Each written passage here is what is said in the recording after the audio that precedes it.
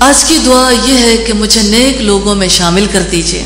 حضرت یوسف علیہ السلام کی دعا ہے، اے میرے رب تو نے مجھے حکومت بخشی اور مجھ کو باتوں کی تہ تک پہنچنا سکھایا۔ یہاں سے بات شروع ہوتی ہے، زمین و آسمان کے بنانے والے تو ہی دنیا اور آخرت میں میرا سرپرست ہے، میرا خاتمہ اسلام پر کر اور انجام کار مجھے صالحین کے ساتھ ملا دے۔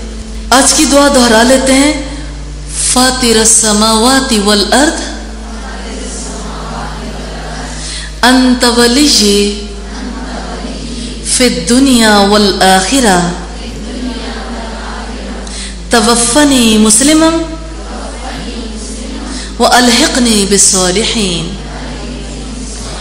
حقیقت یہ ہے کہ اللہ کی ذات کے سوا کوئی ولی، کوئی مددگار نہیں۔ انت ولی فی الدنیا والآخرہ، تو ہی دنیا و آخرت میں میرا مددگار ہے۔